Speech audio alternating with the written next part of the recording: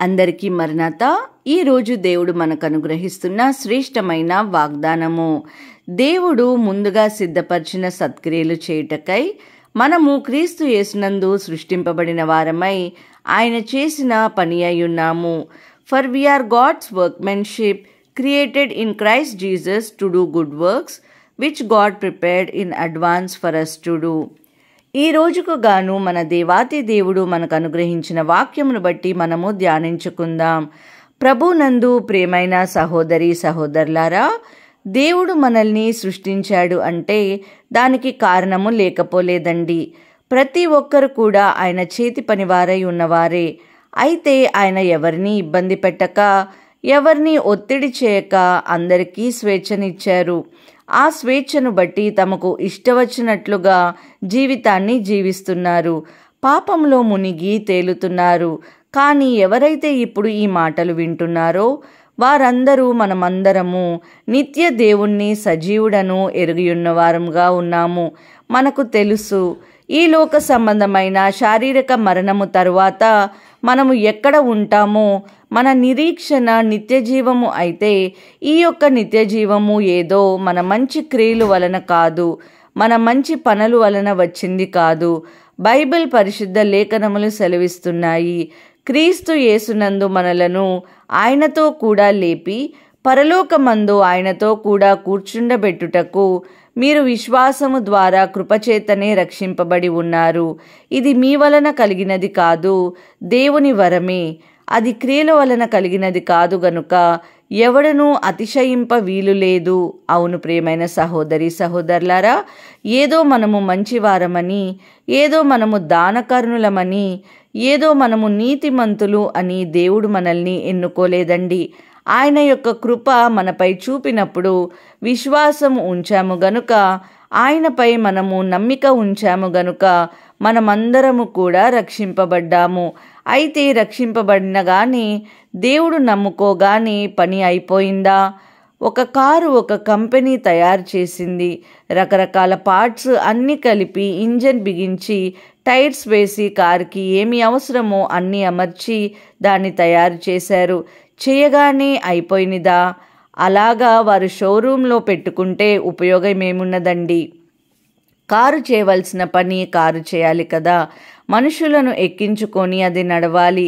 అది దాని పని, అందుకోసమే దానిని రూపొందించింది. మరి ఈ రోజున మనల్ని నిర్మించుకొని, మనల్ని రక్షించుకొని, మనకు నిత్య జీవము ఇచ్చిన మన దేవునికి మనము కూడా ఉపయోగపడాలి. మనం కూడా మన పనిని చేయాలి. మరి విశ్వాసులముగా దేవుని బిడ్డలముగా జీవిస్తున్న మనము ఆ విధంగా ఉంటున్నామా? దేవుడు నన్ను రక్షించుకున్నాడు, నన్ను నిత్య అగ్నికి ఆహుతి కాకుండా కాపాడాడు, నిత్య రాజ్యంలో స్థలమిచ్చాడు అని అలానే ఊరుకుంటే ఎలాగండి?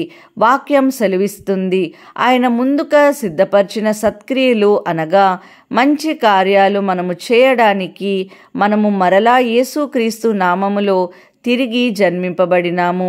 లేఖనములు సెలవిస్తున్నాయి, యేసుక్రీస్తు ద్వారా తన దృష్టికి అనుకూలమైన దానిని మనలో జరిగించుచు ప్రతి మంచి విషయములోనూ తన చిత్త ప్రకారము చేయుటకు మిమ్మను సిద్ధపరచబడునుగాక.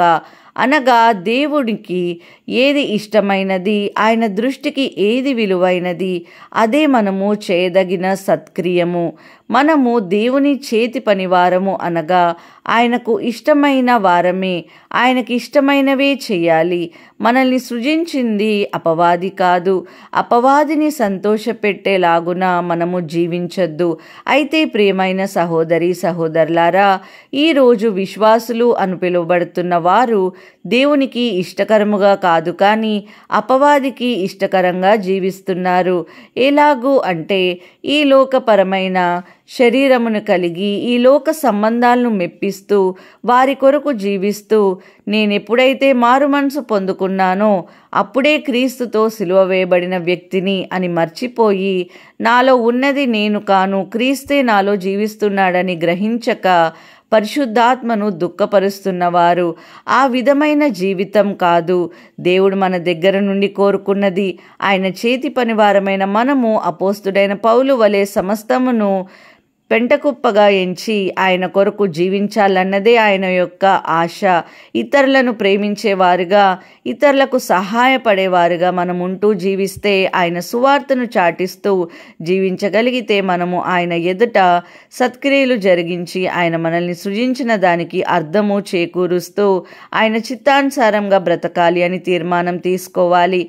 ఆ విధముగా మనం ఉంటూ దేవుని యొక్క సంకల్పాన్ని నెరవేర్చుదాం. ఈ మాటలు దేవుడు దీవించి మన హృదయంలో ఫలింపచేయునుగాక. ఆమేన్. ప్రార్థన చేసుకుందాం. అందరూ నాతో కలిసి ఏకీభవించండి. మహాపరిశుద్ధుడా, ఘనమైన తండ్రి, మీ బంగారు పాదములకు స్తోత్రములు చెల్లించుకుంటున్నాం.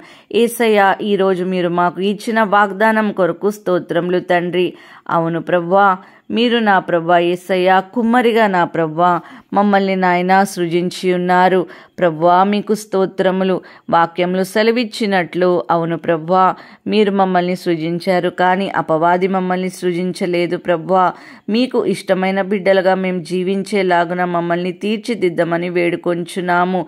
యేసయ్య, ఈరోజు మా యొక్క డేని స్టార్ట్ చేయుచుండగా మా యొక్క ప్రతి పనిలో కూడా మీరు మా ముందుండి నడిపించండి. ఎటువంటి శోధనలు, అపవాది యొక్క ప్రభువా, ఎటువంటి అడ్డంకులు మాకు కలగకుండా మా యొక్క మార్గం అంతా సరళము చేసి, ఈ ప్రార్థనలో ఏకీభవిస్తున్న ప్రతి ఒక్కరి యొక్క పనులన్నిట్లో కూడా మీరు సహాయంగా ఉండమని ఇవాళంతా మీ చేతికి అప్పగిస్తున్నాము తండ్రి. మా భారమంతా మీ మీద వేసి ఉన్నాము ప్రభువా.